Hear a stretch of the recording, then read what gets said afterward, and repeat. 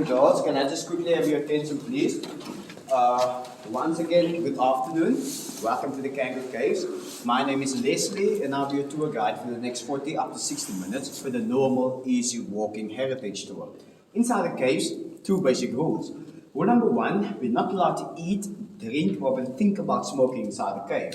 But if you guys have water, water is fine. And rule number two, which is a very important rule. Since this is a limestone cave, limestone is a very fragile stone, please try by all means not to touch, lean against, climb, or stand in any of the formations inside the cave. But if you guys have cameras or smartphones, like most of you probably have, you are more than welcome to take pictures, even with a flash as well. Is you guys clear on that? Now let's just have a chat about the display over there. Now the reason for the display, the Bushmen, or collectively known as the Khoisan, were the first people who discovered the cave about 18,000 years ago. But they only inhabited the entrance part of the cave because they believed in the deeper and darker parts of the cave were the place where their ancestors' spirits was resting. So out of respect for that, they never ventured deeper into the cave. Well, you might ask yourself, how do we know that they never ventured deeper into the cave? Well, that's basically because of evidence. Now, we only found proof of them here in the entrance part, which is a few paintings, some pottery, and also various tools. Please note that the pottery and the tools has been sent to various museums over the country. However, we still have one piece of evidence left. Excuse me, guys.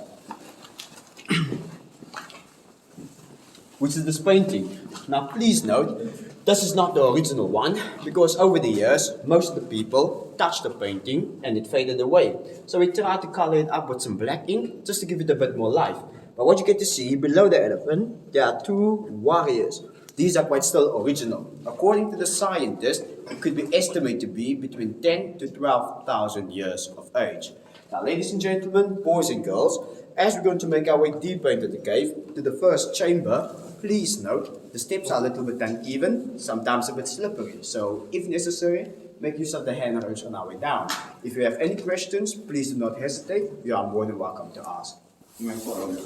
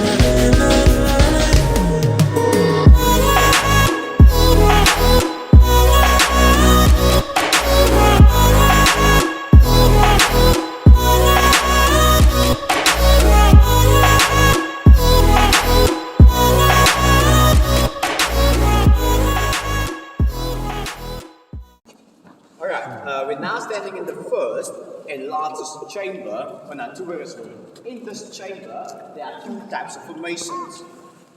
Flowstone formations, which are formed by flowing water, as well as dripstone formations, which are formed by dripping water. Good example of a flowstone formation would be that one over there. It's formed when there's a horizontal crack in the ceiling. Slowly, rainwater seeps through the crack, obtaining calcite crystals deposited against the walls. Thousands of years later, that formation will be formed. Looking at more or less 800,000 years of age, known as the giant organ pipe. Now the second type of formation, the dripstone formation, is classified into two basic categories. We got our stalactites thrown from the ceiling downwards, stalagmites from the ground upwards. Good example of a stalactite, the big one hanging here, which is approximately about 750,000 years of age, known as the dried tobacco leaf of Oudtshoorn. A good example of a stalagmite, the tall one there at the back, which is said to be about 160,000 years of age, and it has been nicknamed as Cleopatra's Needle. Now, ladies and gentlemen, as you can see, just above that stalagmite, there's a small stalactite. This actually tells us for every stalactite, there's supposed to be a stalagmite because of constant water dripping down to the floor. But if you guys have a look around, you hardly see stalagmites over here. We are on the first floor. I don't know if you guys noticed, but as soon as you set foot inside this chamber, you should actually see that the floor is way too comfortable to be original cave floor in the first place, which means it's not natural. So what happened here, in the late 1950s, they had to fill the floor up with clay. Now the reason why they filled the floor up with clay, especially because this chamber was also used as a concert hall. From 1964 up until 1994, because of the very good acoustics of our first chamber. As you can see, the section where I'm standing is a little bit elevated from where you guys are standing. This is the remains of a small stage. And just on my left hand side, there's a choir stand. Now, we had concerts for 30 years. Unfortunately, they stopped the concerts due to vandalism. People ventured deeper into the cave, unguided, broke up the formations, took them home as souvenirs, and even graffitied their names and dates against the ceiling of the cave. So unfortunately, due to all the vandalism that took place, all the concerts had to be stopped in 1994. But ladies and gentlemen, let's quickly go back to the discovery of this chamber. This chamber was discovered on the 11th of July, 1780 by a local Dutchman, Jacobus van Zyl. When he entered this chamber, he made use of the exact entrance. Unfortunately for him, in 1780, no stairs, no railings, and obviously no lights. So the poor gentleman had to lower down that precipice by means of a rope. The only source of light he had, we were to believe, was a tiny candle or oil lamp, which more or less with the same strength as this orange one here in front. So what I quickly want to do now is want to switch off all the lights to give you guys an idea what the poor gentleman experienced.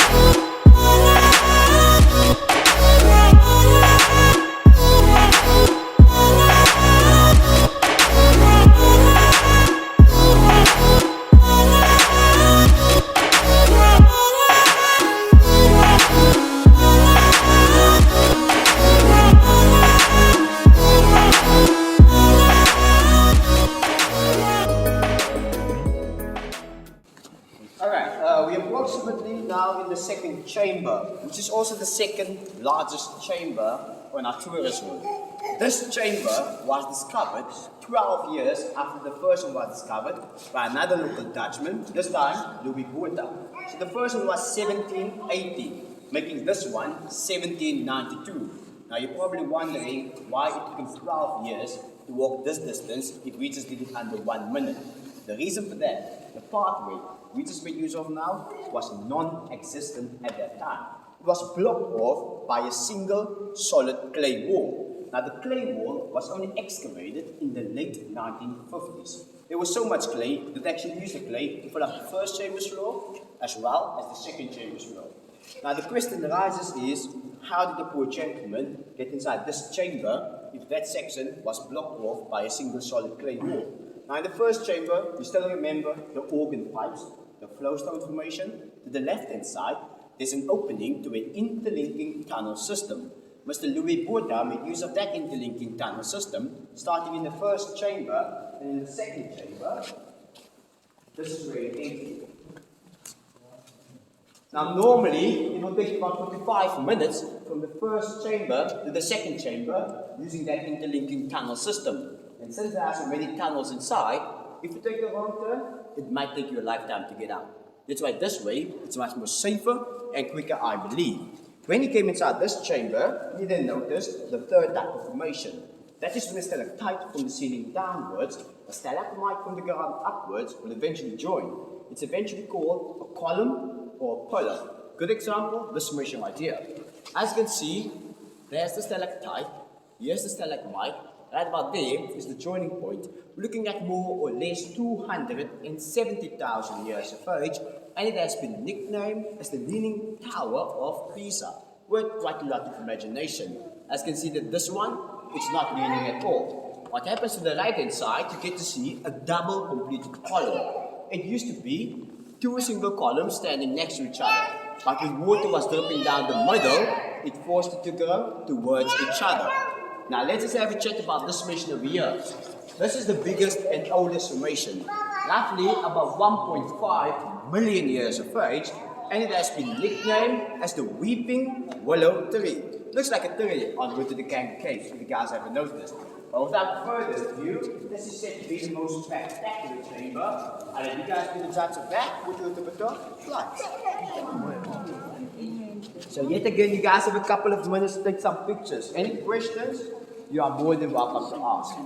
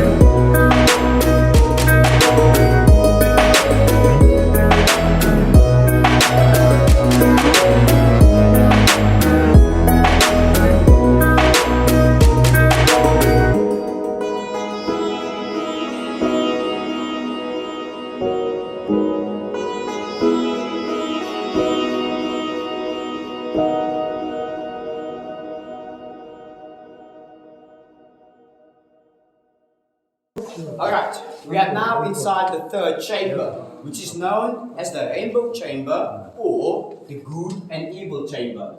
The reason for that, the different set of lights inside this chamber. Now the red side, which obviously presents the evil side. The reason for that, if you follow my torchlight and use your imagination, right over there you can see a profile picture. It's looking to the left. Can you see the big nose there in front? Small chin below it, curly long hair, and on top of the head there's a horn. Now that's Neville, our cave devil. To keep him out of trouble, we had to present a good side. What you get to see on the good side, if it's just followed by torchlight one more time, there's an open family Bible, or to some of us, it might look like a toasted cheese sandwich, especially this time of the day. Now the reason why we prefer the open family Bible is basically because below it there's a bookmark in the shape of a cross. Can everybody see that? We also got a last angel's wing. And last but not least, just here in front of us, a font for the babies to be baptized in. Now ladies and gentlemen, over the years, most of our visitors, actually more than 60% of them complained. They say with a different set of lights, it almost looks like the formations are much more man-made or artificial. So what I'm going to do now is going to turn it into the natural. Now one thing you will then notice about this chamber is the floor. Now this is more or less how our original cave floor looks like. This is how the first chamber and the second chamber's floor used to look like before they filled it up with clay. Now if you follow my torchlight to the part right there at the back, that's the original entrance to this chamber. One thing about this floor is the fact that it's very dangerous. Underneath the rocks are shafts down there between 10 and 15 meters deep. Yeah, that's why I tell people, don't complain about the stairs. It's much more safer. The black here against the side of the wall is not part of any cave color or mineral. It's actually caused by the smoke of the oil lamps, the candles, the fire torches, which the Precambrian visitors had used many years ago. Just to show us that they actually did make use of the pathway.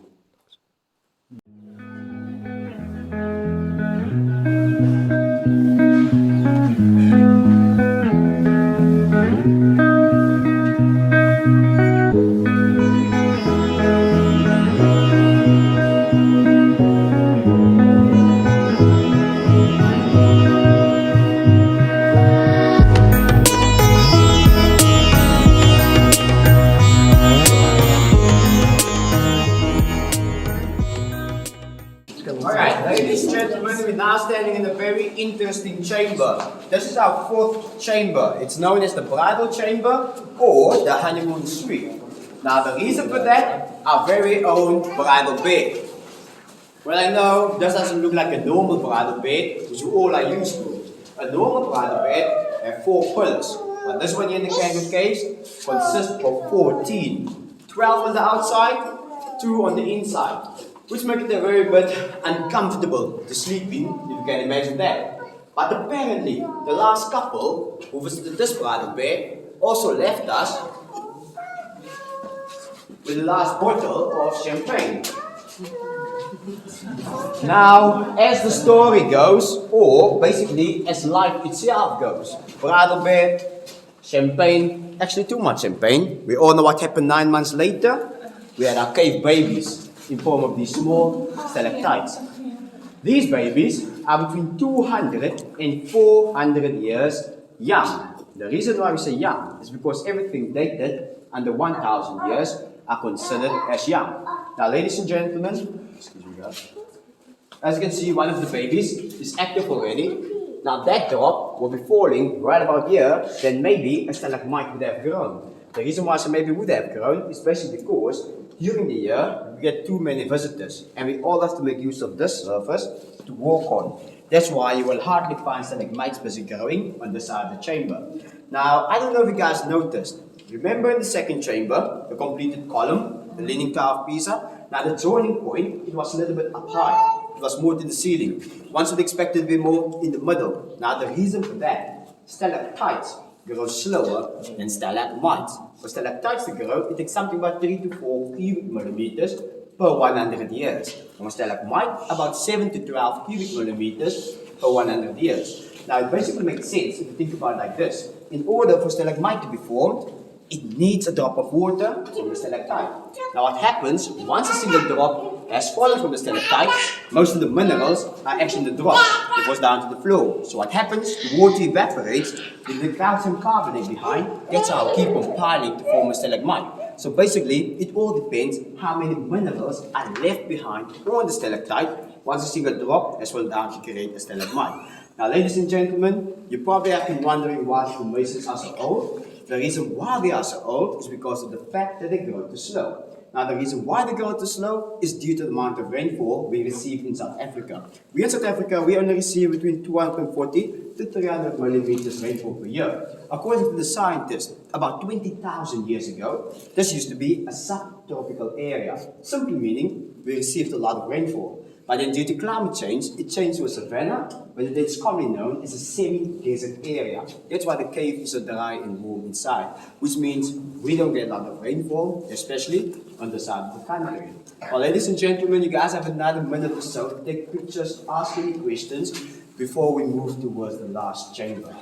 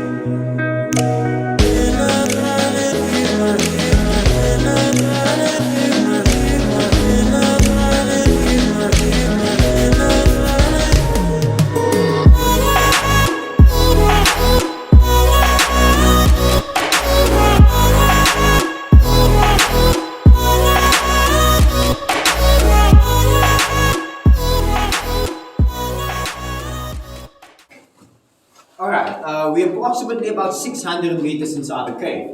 This is where the normal heritage tour ends for us. But I'm just going to tell you more what's happening on the adventure tour. Where the first step downwards is where the adventure tour starts. This staircase consists of 172 stairs. It goes down, down again, known as the Jacob's Ladder. Actually, it's just a warm-up to the adventure tour.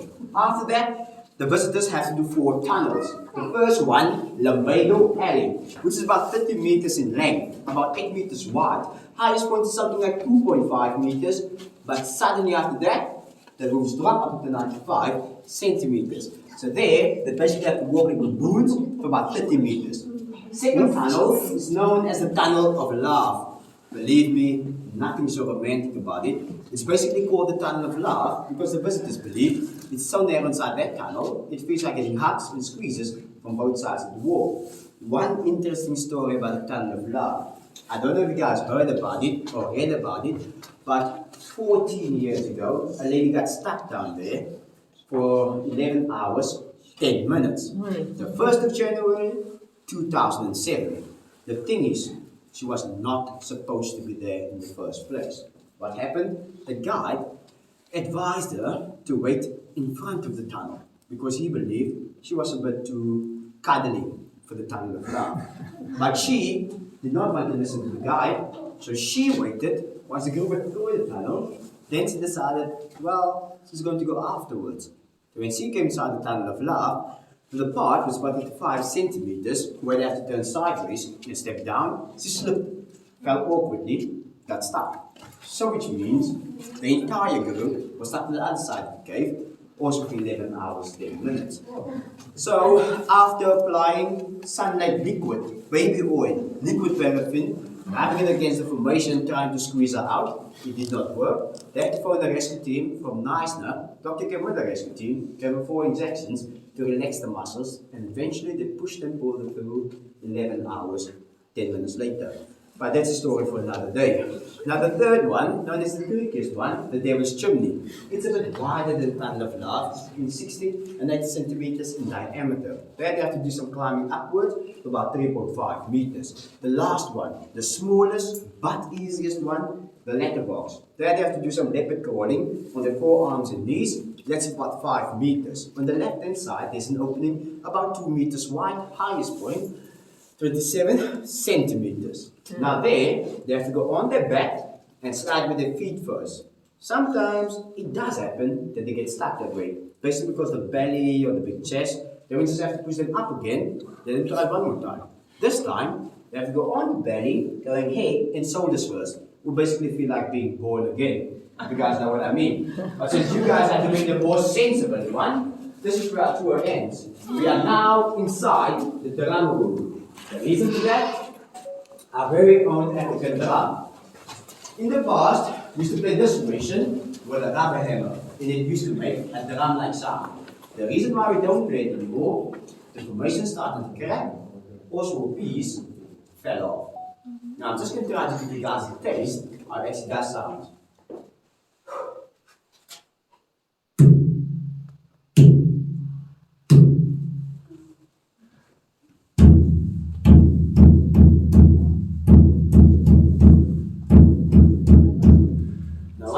This formation is the fact that it's semi-translucent or semi-transparent, which is actually a good example of a crystal formation. Well, ladies, gentlemen, boys and girls, unfortunately, that's the end of our normal easy walking heritage tour. I hope you guys have enjoyed it though. From now on, you may follow all the footlights and exit signs which take us back to civilization. Thank you.